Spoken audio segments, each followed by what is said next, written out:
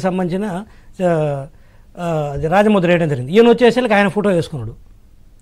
ఈ పిచ్చి పరాకాష్టం చేరటం అంటారా, లేకపోతే దీన్ని ఏమంటారు? పాసు పుస్తకాల మీద నీ బొమ్మ ఎట్టేసుకుంటావు.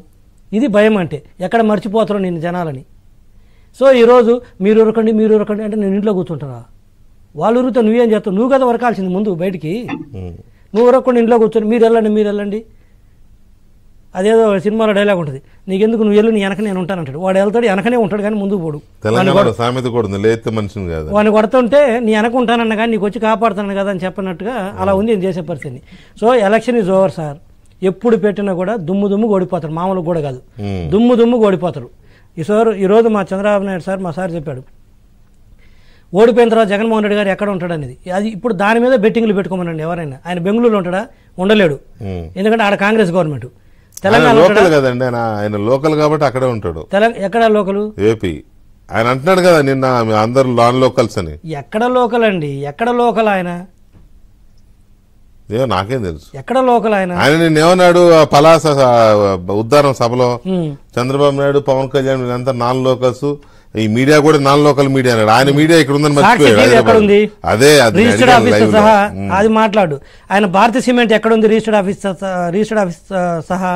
వారి తల్లి భారతి గారివి, భారతి గారి భార్య కదా, భార్యనే, కానీ మరి ఆయన పేరు మీద లేవు కదా, అందుకని అవి లోకల్.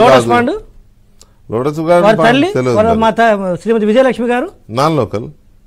మరి అదేంది మరి? నాన్ లోకల్ పార్టీ పేరే మార్చుకున్నారు కదా ఆయన. నాన్ లోకల్ అంటే అట్ట ఆయన లోకల్ నాన్ లోకల్ గురించి మాట్లాడతాడు ఆయన. అంతేలే, పులివెందలకు పోతే నీ కార్యకర్తలకు కూడా నువ్వు పాసులు ఇచ్చి పిలిపించుకుంటున్నావు అంటే నువ్వా లోకల్ నాన్ లోకల్, మేమా నాన్ లోకల్ డిసైడ్ చేసుకోను. తెలుసా మొన్న మీకు పులివెందలకి వెళ్తే ఆయన కలవటానికి ఆయన నియోజకవర్గంలో పాసులు ఇచ్చాడు. ఎవరు కలవాలన్నది? పులివెందల్లో. అంటే ఇంకా చెప్పు నువ్వు ఎవరు నాన్ లోకల్? గఫూర్ గారు, నీ నియోజకవర్గంలోకి వెళ్ళి నీ కార్యకర్తలు నీ దగ్గరికి రావాలంటే పాసులు తీసుకొని వస్తే, అంటే ఎవడు అమెరికా నుంచో లేకపోతే ఎవడు జపాన్ నుంచో ఎక్కడి నుంచో వస్తే వాళ్ళని కలవాలంటే ప్రధానులు ఆ దేశంలో ఉన్న వాళ్ళు దేశాధినేతలు వస్తే వాళ్ళకి ఇస్తారు పాసులు ఏదైనా ప్రాంతానికి వచ్చినప్పుడు. అంటే తెలియదు కాబట్టి, మనుషులు తెలియదు కాబట్టి ఆ పాసు అలో చేయొచ్చు అని 20 మంది 25 మంది, అది కూడా ఏది నియోజకవర్గంలో. నీకు 1,00,000 మెజార్టీతో గెలిచిన నియోజకవర్గంలో నువ్వు 20-25 మందిని పాసులు ఇచ్చి పిలిపించుకుంటావా? అంటే ఏ దేశం నుంచి వచ్చావు నువ్వు? ఏ రాష్ట్రం నుంచి వచ్చావు నువ్వు? ఈయన చదువుతాడు లోకల్ నాన్ లోకల్ గురించి. ఈయన వ్యాపారాలు మొత్తం, ఈయన వ్యాపారాలు ఉన్నది తెలంగాణలో, ఈయన ఆస్తులు ఉన్నది తెలంగాణలో, ఈయన ఆస్తులు ఉన్నది కర్ణాటకలో. ఇంకా చెప్పాలంటే లండన్లో పెట్టి నీ మధ్య మొత్తం చేసే చాలా వరకు. నిజమేనా? అది లండన్లో ఏదో హోటల్ ఏదో కొన్నారు. హోటల్ కాదు, మొత్తం మనీ వెళ్తాంది కదా. నాకు తెలియదండి, మీలాంటి వాళ్ళు అంటే వినడమే. నేనేమంటే గఫూర్ గారు, తులసిరెడ్డి గారు మాకు ఈ డబ్బుల గురించి అంత పెద్దగా తెలియదు. చెప్పానండి, జగన్మోహన్ రెడ్డి గారికి ఏమున్నా ఏపీలో చెప్పానండి. మీలాంటి వాళ్ళు చెప్తే సాక్షి టీవీని పెట్టుకుని నాకు లేదు, మీడియా ఏం లేదంటాడు. అదేమో హైదరాబాద్ ఉంది.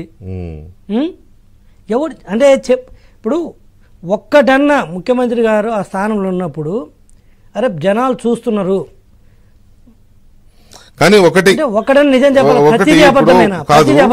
ఒకటి ఆయన ఆరోగ్యశ్రీ పేరు మారుస్తాడా, లేకపోతే ఇంకోటి ఈ 63 ఏళ్ళు ఉద్యోగాల వయో పరిమితిని పెంచాలి, ఇంకో సంవత్సరం పెంచాలి వాళ్ళకనేదో ఒక 2-3 రోజుల నుంచి ఎక్సర్సైజ్ చేస్తే ఉద్యోగ సంఘాల నాయకులతో చెప్తే ఇంకో మళ్ళీ తీసుకుంటాను, మాకు అవసరం లేదులే నువ్వు ఇంకో సంవత్సరం పెంచుతా అని చెప్పి నెక్స్ట్ అది కూడా ఎలక్షన్ తర్వాత మళ్ళీ అధికారంలో రాగానే పెంచుతానని అంటే ఉద్యోగ సంఘాల నాయకులు తిరస్కరించారట. ఏమని, నువ్వు మళ్ళీ పెంచుతానని చెప్పి ఆ 1 year ఈ రిటైర్మెంట్ బెనిఫిట్స్ వాయిదా వేయడానికి కొత్త ఎత్తుగడా ఇది అని అవసరం లేదని చెప్పినారంట. దాంతో ఇవాళ కేబినెట్ లో అది రాలేదు.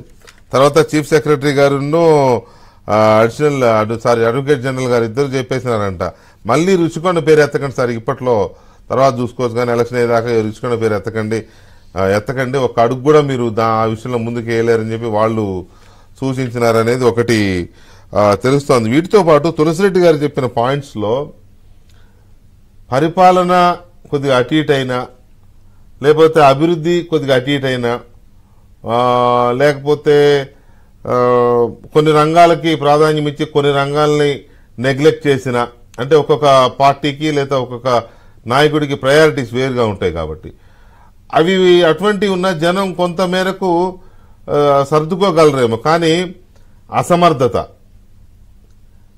ఇతను ఇన్ఎఫిషియన్స్, ఇతను ఎందుకు పనికిరాడు, ఎందుకు ఇతను పరిపాలనకు పనికిరాడు అని అనుకున్నా కూడా, అంటే తులసిరెడ్డి గారు అన్నారు కాబట్టి నేను కోట్ చేస్తున్నా.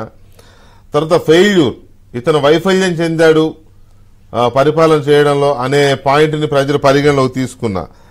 అన్నిటికంటే మోస్ట్ డేంజరస్ అపనమ్మకం, ఈ నాయకుడిని మనం నమ్మలేము అనే అపనమ్మకం వచ్చినా ఇంకా అది చాప్టర్ క్లోజ్. సో ఇవి ఎంతవరకు ఇప్పుడున్న సిచ్యువేషన్లో తులసిరెడ్డి గారు చేసిన ఈ 3 పాయింట్లు సీరియస్ అలిగేషన్స్ లేకపోతే సీరియస్ ఒపీనియన్ ఏదైతే ఉందో ఇవి ఎంతవరకు ఏపీలో ఉన్నాయనేది మనం చర్చిద్దాం చిన్న బ్రేక్ తర్వాత. ఆంధ్రప్రదేశ్